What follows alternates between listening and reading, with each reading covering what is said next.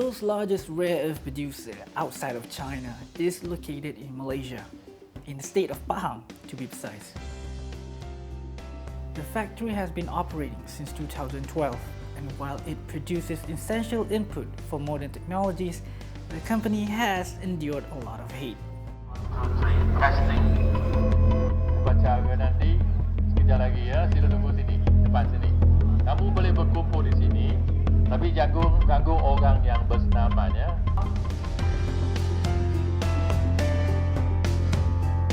This is the most controversial factory in Malaysia. For years, those who have been working here have been accused of being an accomplice in turning the country into a dumping ground for dangerous waste.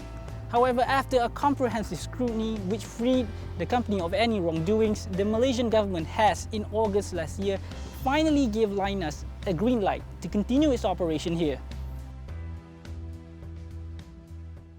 Alhamdulillah, kita rasa macam happy sangat. Kita rasa benda yang kita juangkan tu betul sebab saya ada involve juga yang pergi sekali dengan hantar memorandum dekat parlimen tu semua. So kita ada pergi.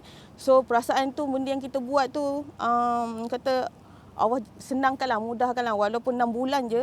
Actually dia sebenarnya besar bagi kita orang sebab masa yang kita juangkan yang sebelum dapat bulan 8 tu, kita actually ada rasa belah-belah bahagia. Ada pekerja-pekerja lain pun dia akan macam saya kan management, nak kata management tinggi tak, tapi means dekat department tu kita engineer. So dia orang ada question sendirilah. Dia orang akan ada tanya, Kak Rosie okey tak?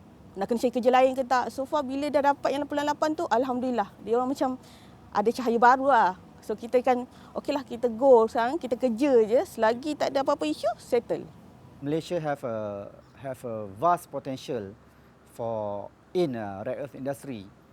We have resources, we have the raw materials, we have the technical know-how and workforce to actually build and operate a rare earth plant.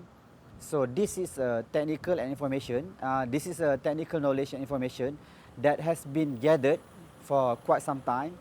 So it will be a waste if we don't actually enhance our technologies and capabilities to further our advancement in terms of rare earth industry. This is Wong Tak.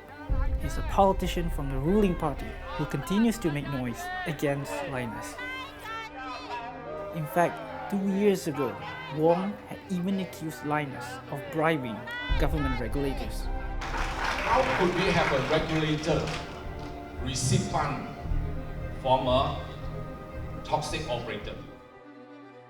I usually go back home wearing this jacket. So whenever I go home while I drive my car and go to buy groceries, and they will look at you like, oh, you're working at Lynas. Tak takut ke? Tak bahaya ke? And then they will like look at me ups and down, and they like give you face like, macam tu. Bila kita dikritik ni, kita rasa horrible. Sebab when you are working here and you dealing with these scientific facts, all these data, and how you deal with the, orang kata apa, heavy safety material, and kita boleh nampak kat sendiri yang kita sebenarnya follow all our instructions, all the SOP, all the work instructions. Bila saya duduk kat sini pun saya dapat rasakan yang kita dalam masa 1 bulan contohnya, dalam masa 1 bulan kita ada audit dalam 3 kali. So dari situ saya sendiri sebagai pekerja yakin dengan Lynas ni yang selamat. Dan saya tak faham kenapa all these politicians keep urging us to get out of Malaysia while we are actually helping Malaysia economically. But things, however, have taken a turn for the better. We not even dare to sort of wear Lynas shirt when we go out to shopping malls and things like that. But over few years after we start operations, we proven with the actual data. I believe a lot of people, and also plus when we went out and talked to the people, we explained to them what's going on, and the information they receive may not reflect the truth of the actual information data. So the people surrounding us actually tend to understand, and I seriously feel that the noise is getting quiet, and people are start to accepting. They may not sort of support, but they are neutral because they understand some of those things already. Yeah. As you can see, most of the time from the media, it's only that few persons that is really talking about Lynas, and they anti and they against Lynas. Yeah, and they are repeating the same questions, despite that we have explained time after time and proven with the actual data that we are safe. Yeah. In December last year, the company announced that the operation of this facility here will be transferred to Western Australia. And to ensure a seamless transition, some of its Malaysian workers were given the responsibility to construct this facility there. Our selected team will be in Australia about 1.5 years actually. Construction take about 1 year, and then we commissioning about 6 months, and then ramp up about 1 year. So basically, all my team will be stay in Australia about 1.5 years only. And then after the project commissioning and then full operation, construction team will back to Gebang. The new cracking and leaching facility will be based in a mining city called Kalgoorlie Boulder, which sits nearby Lynas's mine in Mount Well. I'm very, very excited because this is a very good opportunity to be able to go to a place that is quite far from Malaysia. Yeah, so it's a new place, it's a new challenge as well, because we were used to the environment here, so we're not used to the environment in Kalgoorlie. Basically, they're going to build a cracking and leaching and also a plant there in Kalgoorlie. What I'm tasked to do is that basically I steal the process flow diagram, steal the process, and also the process parameters we wanted to take care of, and also that after finished construction, we need to do some commissioning and some improvement tasks for the plant. Be doing more on the designing and procurement part of the process of the construction of the plant there.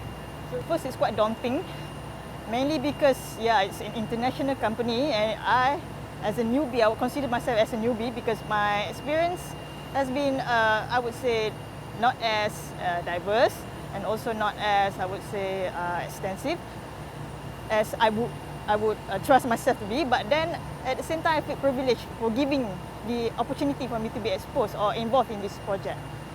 So one way or another, I'm still looking forward. I'm really looking forward for this project.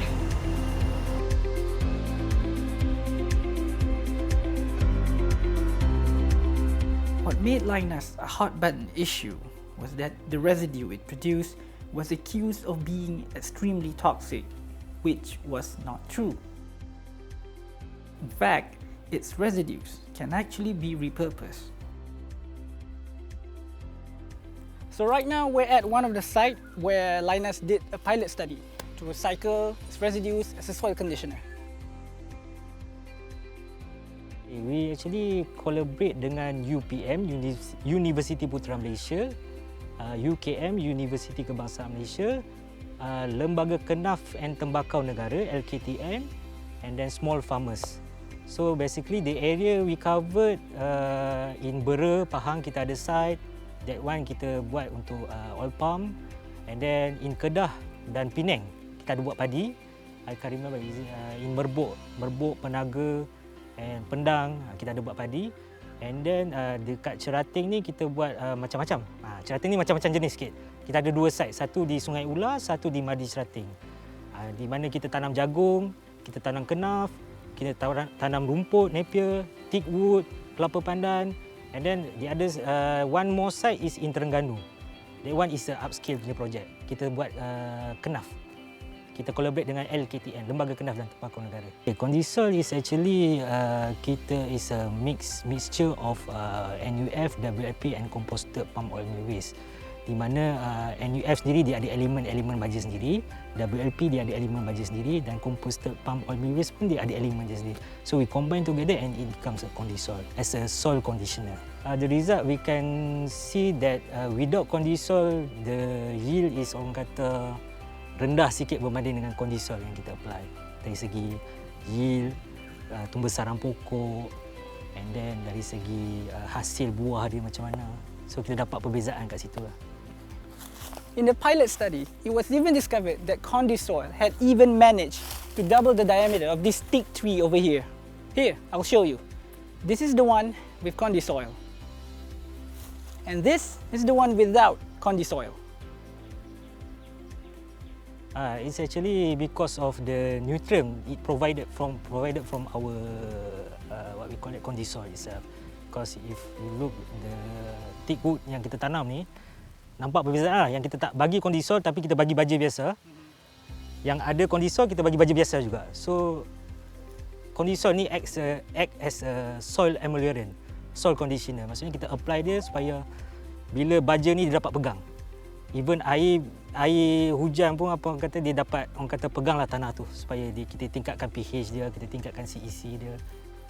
It's actually kita tak start dengan crops, kita start tanah yang bermasalah. Like I said before that this area is a bleach soil. Even dekat Kedah kita buat untuk padi. Padi tu kita buat untuk tanah-tanah yang berasid ataupun orang kata tanah-tanah yang orang kata kita pijak kita jatuh. So by applying this Condisol kita dapat orang kata perbaiki struktur tanah tu supaya jadi keras. Macam jentera nak masuk tak ada masalah nak harvest. Kita dapat improve dari segi itu. Even the farm's owner gave Condisoil a 2 thumbs up. Tapi kita tahu baja hitam tu memang cantik. Kita dah buat, kita dah test, kita tahu lah. Kalau jagung cantik, jagung memang cantik. Pokok dia, daun dia cantik. Hijau. Buah besar-besar. Dia baja kimia ni, dia lain, dia sekejap je. Baja ni, dia lama, dia mengesak dalam tanah lama. Baja hitam ni. Dia macam baja tu juga, macam organik. Macam organik, dia lama. Makan masa lama baru betul. Macam baju kimia ni kita ubuh seminggu. Lepas tu habis. Macam. Lepas tu ubuh lagi. Banyak kali ubuh lah. Kita buat sini, buat semua. Tabur semua, baju hitam semua sini. Lepas tu tanam. Kena ke, tu ke, tembikar ke, jagung ke. Tu baju lain tak bakar ni, baju dulu baju hitam dulu.